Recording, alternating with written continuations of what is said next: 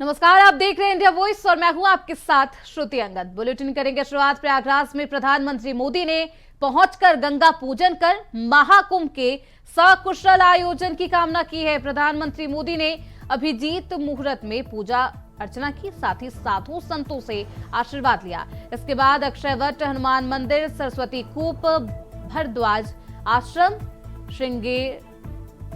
श्रृंगवेरपुर धाम corridor का लोकार्पण किया। डिजिटल महाकुंभ को बढ़ावा देने के उद्देश्य से प्रधानमंत्री कुंभ सहायक चैट बोट का भी लॉन्चिंग करेंगे। पीएम मोदी लगभग 4 घंटे तक प्रयागराज में रहेंगे। प्रयागराज पहुंच चुके हैं प्रधानमंत्री मोदी, साथ ही साथ कई सौगातों का भी वो लोकार्पण कर चुके हैं। तो अक्षयवट कॉरिडोर जाकर उन्होंने आशीर्वाद लिया है। पीएम मोदी ने गंगा पूजन भी किया। साधु संतों से आशीर्वाद लेते हुए प्रधानमंत्री मोदी नजर आए।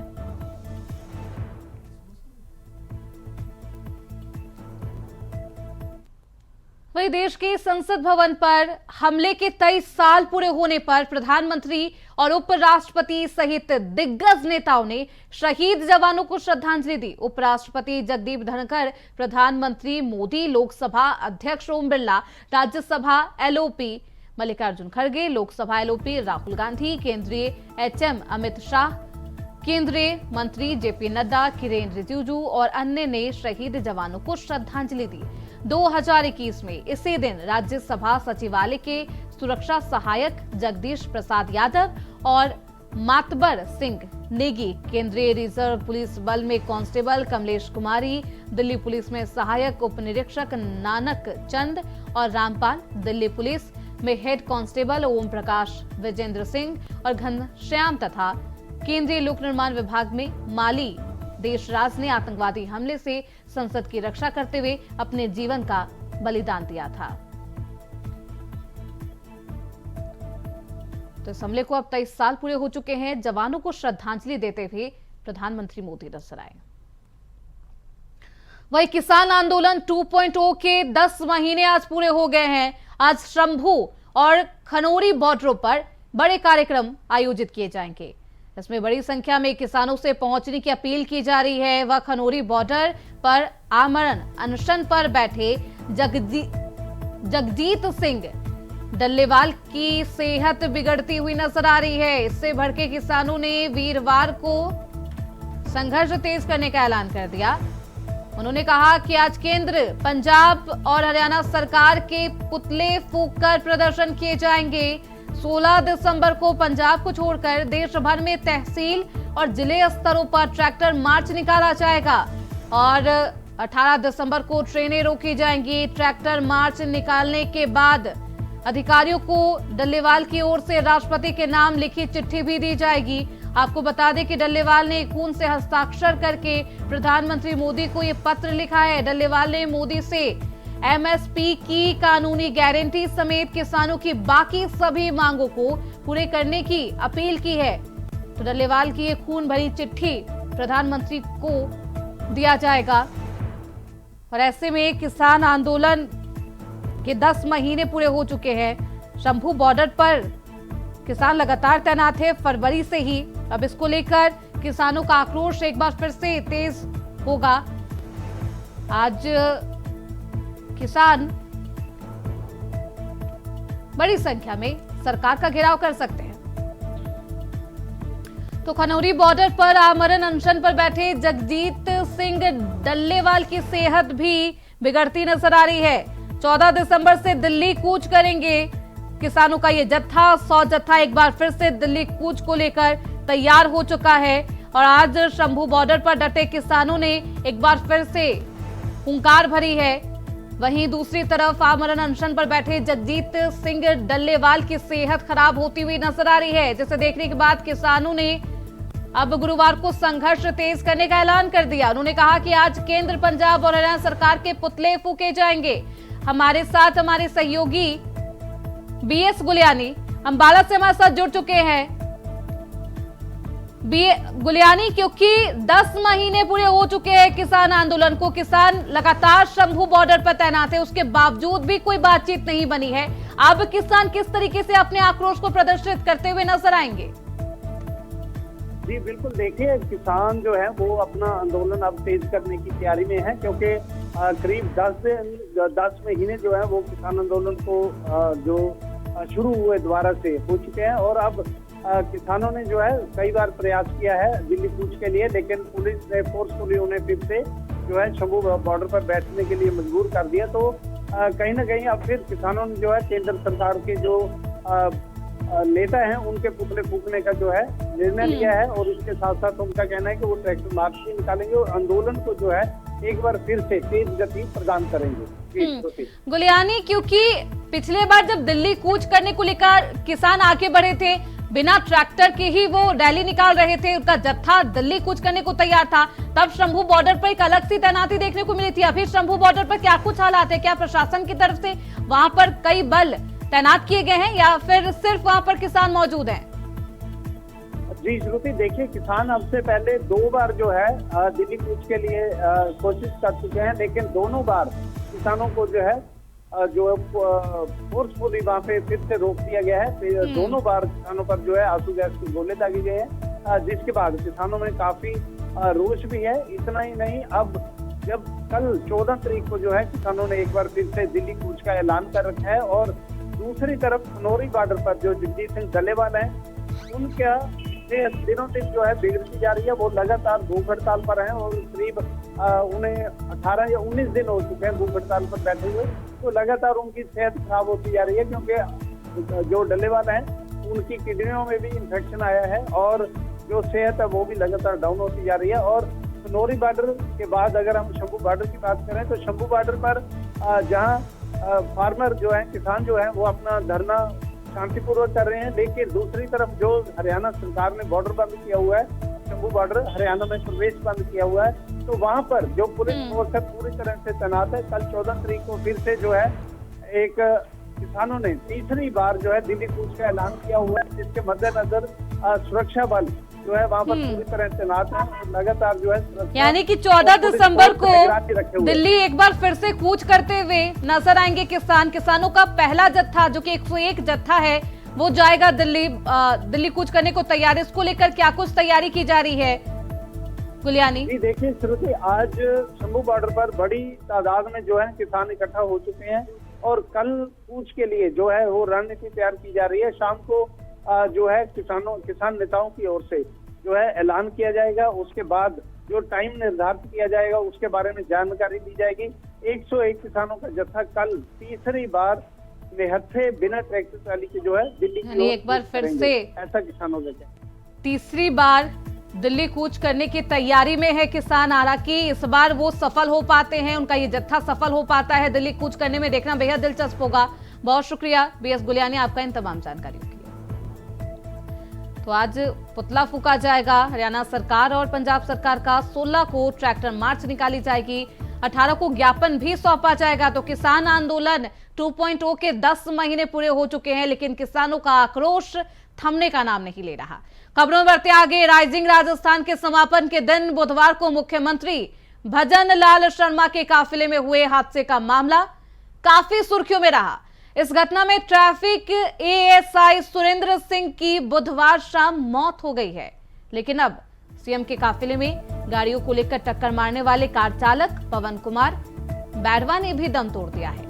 इस भीषण हादसे में पवन की आर्टिगा कार भी बुरी तरह से क्षतिग्रस्त हुई थी, जिससे गंभीर रूप से घायल पवन की हालत नाजुक बनी हुई थी। उधर पवन जयपुर में करीब 1.5 साल से टैक्सी चलाने का काम करता था। तो एएसआई के बाद अब कार ड्राइवर की भी मौत हो गई है। और राइजिंग राजस्थान के समापन के दिन बुधवार को यह हादसा हुआ था, जो कि काफी सुर्खियों में रहा।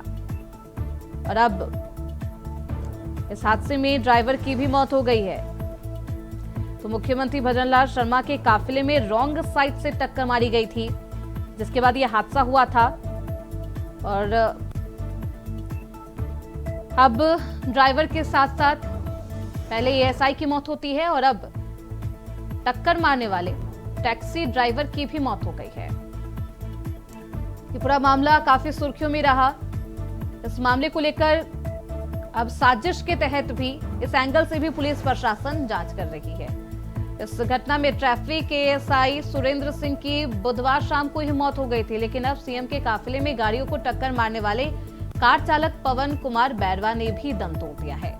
हमारे साथ हमारे सहयोगी कुलदीप सैनी जयपुर से जुड़ चुके हैं। कुलदीप, इस पूरे मामले पर क्या कुछ अपडेट है? देखिए, राजस्थान सरकार का एक मेगा इवेंट था, उसके दौरान सीएम काफिले के दौरान चूक हुई और इस दौरान 5 लोग इसमें घायल हुए थे, जिसमें एएसआई जो राजस्थान पुलिस के उनके कल निधन हुआ था। और लेकिन आज सुबह जिस तरीके से पूरा मामला आया, जो टैक्सी ड्राइवर है पवन कुमार बैरवा, उसकी हालत नाजुक बनी हुई थी, लेकिन अस्पताल में उसने दम तोड़ दिया है। हालांकि राजस्थान सरकार इस बात को लेकर बार बार कह रही है कि जो मृतक और घायल है उनको राज्य सरकार पूर्ण कोशिश करेगी कि उनको ठीक से उनके परिवार को, उनके घर को सुरक्षित और उनको सहायता मुहैया कराने की कोशिश राज्य सरकार करेगी, क्योंकि पवन कुमार शर्मा जो टैक्सी ड्राइवर है वो यूएई में भी काम कर चुका है। उसके 2 बच्चे हैं और एक जो उनका बेटा हुआ है वो तकरीबन 20 दिन पहले हुआ है। तो परिवार का जो एक जिम्मेदार व्यक्ति था वो वही पवन कुमार शर्मा था और उनके परिवार में इकलौता वो शख्स था जो नौकरी करके पूरे परिवार को चलाया करता था। और अब जिस तरीके से पूरा मामला है कि 2 लोग सीएम काफिले के हादसे के दौरान अपनी जान गंवा चुके हैं, तो कहीं ना कहीं राज्य सरकार की ओर से भी कोशिश की जा रही है कि जो घायल और मृतक है उनको सहायता प्रदान की जाए। और जो किसी भी कल एएसआई के परिवारजनों ने अपनी मांगे रखी थी राज्य सरकार के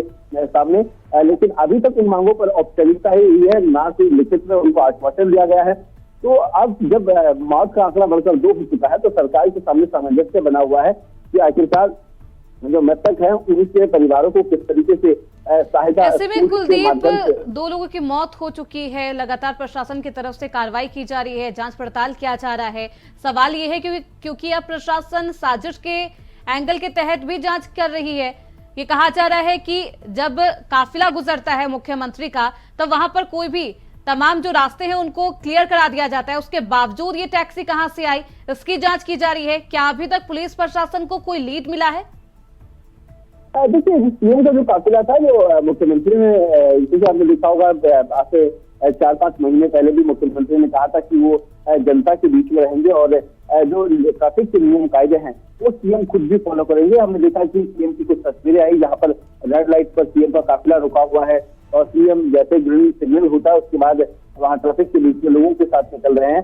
तो सीएम का प्रोटोकॉल जरूर रहा है। सीएम ने इस बार जब हुआ तो उन्होंने साफ कहा कि जो काफिला चल रहा है वो आम जनता के साथ रही, लेकिन पुलिस की कहीं ना कहीं चूक रही, वहां पर समझने में थोड़ी कमी रही। और यही वजह रही कि जब काफिला इतने तेज गति से चल रहा था, तकरीबन 100 और 120 की स्पीड से सीएम का काफिला चल रहा था, तो बीच में बार बार पुलिस की कोशिश की थी कि किसी भी वाहन को बाहर जाने से अंदर जाने से रोका जाए। लेकिन जिस सर्कल, जिस जगह पर ये चौराहा हुआ है, जिस हादसा हुआ है, वो एक चौराहा था जिसके चारों ओर से सड़क थी और पुलिस की नाकाबंदी थी। पुलिस ने चारों तरफ से रोका हुआ था लोगों को, उसके बावजूद भी एक टैक्सी गलती से वहां पर क्रॉस कर ली। आखिरकार इसकी वजह क्या रही है कि क्या सुरक्षा में चूक रही है सीएम की, क्या साजिश है, आखिरकार इसको लेकर अब राजस्थान पुलिस हर एंगल से जांच करने की।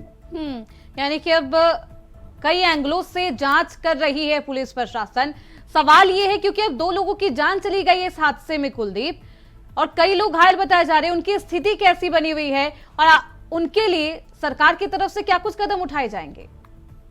देखिए, जब एएसआई की जब कल मौत हुई तो उसके बाद ये कहा जा रहा था कि जो 4 घायल लोग हैं उनकी हालत स्थिर है, लेकिन जैसे ही शाम हुई जो पवन कुमार बैरवा टैक्सी ड्राइवर है उनकी हालत में थोड़ी सी नाजुकता बनी। डॉक्टर्स ने उनको आईसीयू में एडमिट किया। आईसीयू में उनका तकरीबन आधे घंटे से ज्यादा इलाज चला और आखिरकार क्योंकि जो हादसा हुआ तेज गति की वजह से हुआ है, तो जो हादसे में पवन कुमार शर्मा की मौत हुई है, डॉक्टर्स ने ये पुष्टि की कि जो तेज गति की वजह से उनके ब्रेन और हार्ट में जो जिस तरह की चोट आई है उस वजह से उनकी जान चली गई है और खून जो काफी निकला था दुर्घटना के दौरान। तो ये भी खास वजह रही कि उनको डॉक्टर्स ने नहीं बचा पाए, कोशिश काफी की थी, लेकिन अब जो 3 लोग अस्पताल में ये हादसा कैसे हुआ इसकी जांच भी की जा रही है। हर एंगल से पुलिस प्रशासन जांच करती हुई नजर आ रही है। बहुत शुक्रिया कुलदीप आपका इन तमाम जानकारियों के लिए। तो वहीं झारखंड राज्य के निजी क्षेत्र में स्थानीय उम्मीदवारों का नियोजन अधिनियम 2021 पारित कर दिया गया है, जो निजी क्षेत्र में 40,000 रुपए हर महीने तक के वेतन वाली नौकरियों में स्थानीय लोगों को 75% आरक्षण की गारंटी देने वाले कानून को लागू किए जाने पर हाईकोर्ट ने रोक लगा दी है। मुख्य न्यायाधीश MS रामचंद्र राव और न्यायमूर्ति दीपक रोशन की खंडपीठ ने झारखंड राज्य के निजी क्षेत्र में स्थानीय उम्मीदवारों का नियोजन अधिनियम 2021 के प्रावधानों को एक लघु उद्योग संघ ने हाईकोर्ट में चुनौती दी थी। तो इस खबर पर ज्यादा जानकारी के साथ हमारे सहयोगी अजय पांडे रांची से हमारे साथ जुड़ चुके हैं। अजय, क्या कुछ इस पूरे मामले को लेकर जानकारी मिल रही है? झारखंड राज्य के निजी क्षेत्र में स्थानीय उम्मीदवारों का नियोजन अधिनियम 2021 को पारित जो किया गया था, अब उसमें 40,000 रुपए हर महीने तक के वेतन वाली नौकरियों में स्थानीय 75% आरक्षण की गारंटी देने वाले कानून पर हाईकोर्ट ने रोक लगा दी है। आखिर रोक क्यों लगाई गई है, किन वजहों से लगाई गई है, कोर्ट के द्वारा क्या कुछ कहा गया? देखिए, यही कह सकते हैं कि मुख्यमंत्री हेमंत सोरेन की रोजगार की जो प्राथमिकता है वो सर्वोपरि है। जिस प्रकार से 2019 में उन्होंने साफ तरीके से ऐलान किया था कि हम स्थानीय युवकों को यानी झारखंड के मूलवासियों को हम जो निजी क्षेत्र की जो कंपनियां हैं उसके 75% आरक्षण का उन्होंने फैसला लिया था। और 2021 में जो संशोधन विधेयक भी सदन से पारित की गई थी, कैबिनेट में इसकी स्वीकृति की मंजूरी दी गई थी।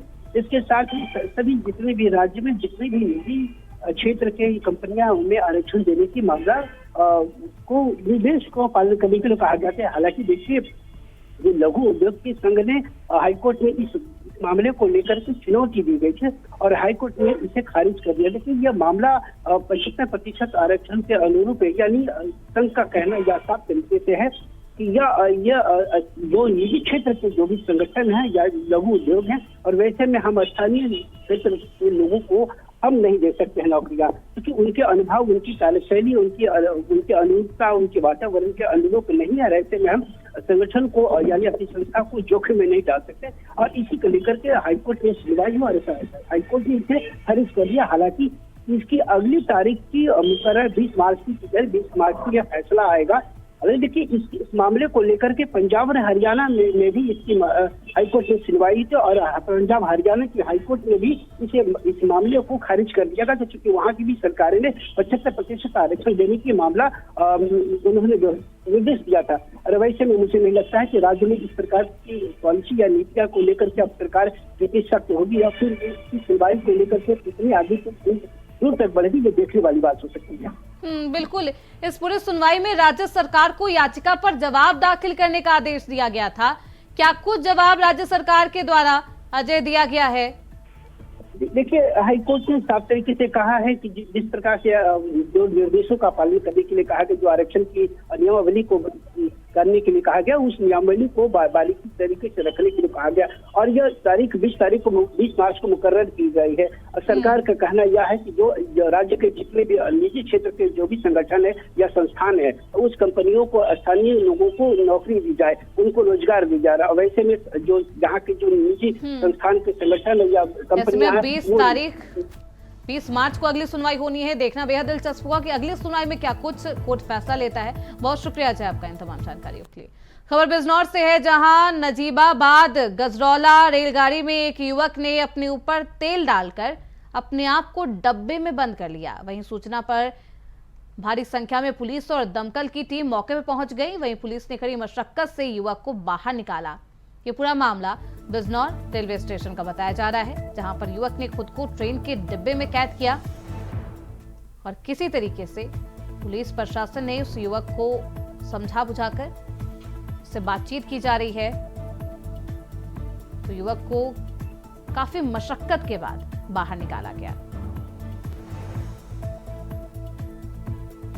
तो बिजनौर का ये पूरा मामला है। हमारे साथ हमारे सहयोगी जहीर अहमद इस खबर पर ज्यादा जानकारी के साथ जुड़ चुके हैं। जहीर, क्या कुछ है ये पूरा मामला? युवक ने खुद को रेल डब्बे के अंदर क्यों बंद किया था? क्या कुछ वजह बताई जा रही है?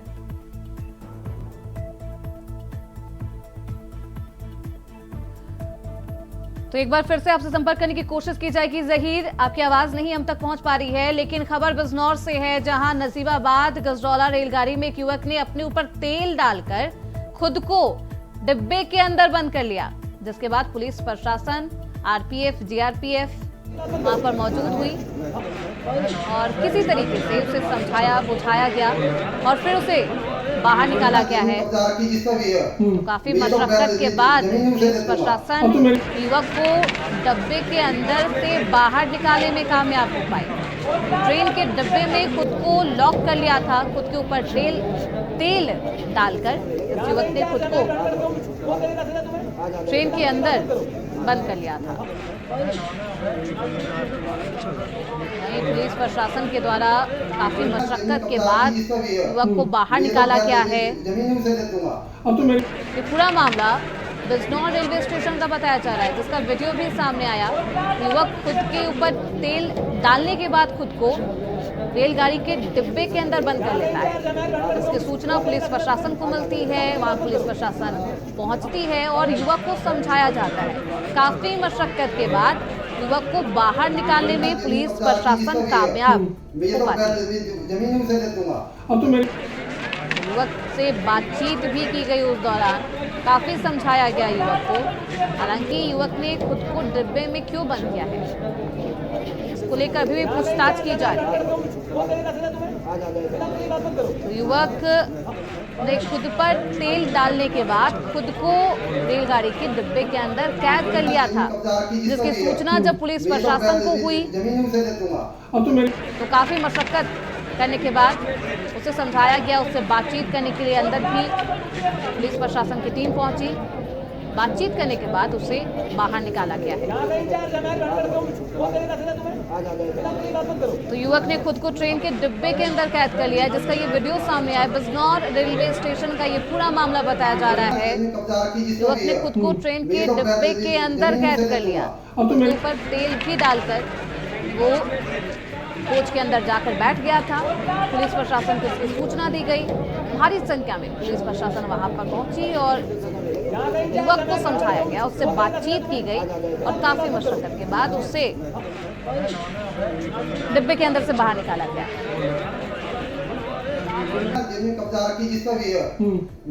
युवक ने खुद पर तेल डालने के बाद खुद को डिब्बे के अंदर कैद कर लिया था। हमारे साथ हमारे सहयोगी जहीर लगातार बने हुए हैं। जहीर, क्या कुछ है ये पूरा मामला और आखिर क्यों इस युवक ने ऐसा कदम उठाया? बिल्कुल, देखिए मामला बिजनौर शहर कोतवाली क्षेत्र के रेलवे स्टेशन का है, जहां चांदपुर थाना क्षेत्र के पीपल थाना का रहने वाला भारत भूषण चांदपुर से एक ट्रेन में चढ़ा था, जो ट्रेन गजरौला से नजीबाबाद जा रही थी। जैसे ही ये ट्रेन बिजनौर रेलवे स्टेशन में पहुंची, तभी युवक ने हंगामा करना शुरू कर दिया और पेट्रोल की बोतल हाथ में ले ली, खुद को दिव्यांग डिब्बे में बंद कर लिया और कहने लगा कि भूमाफिया से जब तक इसकी जमीन नहीं छुड़ाई जाएगी, जब वो आग लगाकर आत्महत्या कर लेगा। इस सूचना पर जो है रेलवे विभाग में और पुलिस विभाग में हड़कंप मच गया। हड़कंप के बाद आनन फानन में भारी संख्या में पुलिस और फायर ब्रिगेड की टीम मौके पर पहुंची। करीब 3 घंटे की कड़ी मशक्कत के बाद समझा बुझाकर उसको ट्रेन से उतार लिया गया है और प्रशासन का कहना है कि उसने जो शिकायत की है उसकी जांच कर कार्रवाई की बात प्रशासन की तरफ से किया जा रही है। जी, यानी कि 3 घंटे की मशक्कत के बाद आखिरकार पुलिस प्रशासन ने उस युवक को डिब्बे से बाहर निकाल लिया और लगातार उस युवक से पूछताछ भी की जा रही है। ये पूरा मामला बिजनौर रेलवे स्टेशन का बताया जा रहा है। फिलहाल इसी के साथ इस बुलेटिन में बस इतना ही। देखते रहिए इंडिया वॉइस।